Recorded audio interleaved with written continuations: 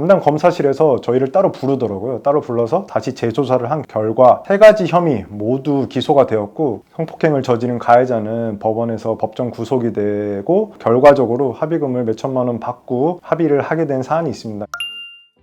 요즘에 경찰에서 불송치가 나왔다 이런 말이 많이 나오던데 이게 무슨 뜻인가요? 예전에는 이제 형사사건이 발생이 되면 경찰에서 1차적으로 수사를 한 이후에 상대방이 혐의가 있는지 없는지를 판단한 이후에 혐의가 있다고 판단하든 없다고 판단하든 무조건 검찰에 사건을 송치하였습니다. 그런데 이제 2021년 1월 검경 수사권 조정이 되면서 경찰이 자체적으로 수사 종결권을 갖게 되면서 경찰에서 어떠한 사건이 죄가 되지 않는다고 판단하는 경우에는 혐의가 없다고 경찰 단계에서 수사를 종결할 수 있는 불송치 결정을 할 수 있는 법적 권한이 생겼습니다. 그래서 예전에는 검찰에 무조건 송치하기 때문에 본인들의 수사 결과 죄가 있는 경우에는 기소 의견으로 검찰에 송치를 하고, 죄가 없다고 판단하는 경우에는 불기소 의견으로 검찰에 무조건 송치를 했어야 하는데, 기소 의견인 경우에는 예전과 같이 검찰에 바로 송치를 하지만 불기소 의견인 같은 경우에는 불기소 의견으로 송치하는 게 아니라 경찰 단계에서 불송치로 사건을 종결할 수 있게 되었습니다. 불송치 받았을 때 어떻게 대응해야 되나요? 고소인 입장에서 불송치 결정을 받았을 때에는 불송치 이유가 사실 고소인 입장에서도 충분히 합리적이고 납득 가능하다면 뭐 그대로 수사를 종결하라고 할 수도 있지만, 대부분의 경우는 그렇지 않기 때문에 불송치 이유서라는 것을 경찰에게 정보공개 청구를 해서 받아볼 수 있습니다. 불송치 결정서 혹은 불송치 이유서에는 해당 담당 수사관이 왜 이 사건을 혐의가 없다고 보고 불송치 결정을 하는지에 대한 자세한 이유가 나와 있기 때문에 해당 이유를 보고 변호사 등은 혹은 뭐 본인이 개인적으로 판단을 하여 담당 수사관의 결정은 잘못되었다는 점을 어느 정도 서술하여 검찰에 이의 신청을 할 수 있습니다. 이때 이의 신청을 하는 대상은 검찰에게 재수사든 뭐 보완 수사를 요구하는 입장이지만 원래 수사를 담당했던 경찰서에 이의 신청서를 제출하게 됩니다. 그걸 제출하면 그 이후에는 어떤 절차가 진행되나요? 이렇게 이의 신청을 받은 해당 경찰서 담당 수사관은 무조건적으로 검찰에 사건을 송치하게 되어 있습니다. 아까 말씀드렸듯이 검경 수사권 조정으로 경찰이 불송치 권한을 갖게 되었지만, 고소인 등이 이의 신청을 하는 경우에는 이전과 같게 사건 기록을 모두 검찰에 넘겨야 되고, 이를 뭐 넘기지 않는 경우에는 이의 제기 등을 통해서 빠른 수사를 진행할 수도 있습니다. 이렇게 무조건적으로 이의 신청된 사건에 대해서는 경찰에서 검찰로 송치를 하게 되는데요. 검찰에서 이의 신청에 따라서 사건을 받게 되면 검찰에서 자체적으로 사건을 검토해서 경찰에게 보완 수사 요구를 내릴 수도 있고, 반대로 검찰 입장에서도 사건을 봤는데 담당 수사관, 경찰 의견대로 이 사건은 혐의 없는 것이 맞다고 판단하여 불기소 처분을 할 수도 있습니다. 경우에 따라서는 검찰 자체적으로 추가 조사를 진행해서 기소, 불기소 처분을 내리는 경우도 있습니다. 경찰 불송치 대응할 때 변호사랑 네. 하면 좋다고 하신 것 같은데 왜 이게 필요할까요? 경찰에서 1차적으로 자신들이 법적인 결론을 내린 상황이기 때문에 1차적인 판단이 있었고, 이를 검찰 단계에서 뒤집어야 되는 상황이기 때문에 그냥 무작정적으로 고소장과 똑같이 그대로 이의 신청을 하는 경우에는 검찰에서도 받아들여지지 않을 가능성이 매우 높기 때문에 고소장보다 추가로 뭐 어떤 법리적인 주장을 하고 어떤 사실관계를 보충을 해야 되는지, 그리고 담당 수사관의 어떠한 법리적인 판단이 잘못되었는지를 가능하면 구체적으로 그리고 세세하게 이의 신청서를 작성을 해야 검찰에서도 이를 보고 이의 신청이 이유가 있구나 하고 보완 수사 등을 경찰이 요구할 수 있기 때문에 변호사를 통해서 어떠한 부분이 잘못돼서 불송치가 되었는지를 판단을 하고 이의 신청을 진행하는 것이 유리하다고 할 수 있습니다. 경찰 불송치 결정 이의 신청에서 성공하신 사례 좀 얘기해 주세요.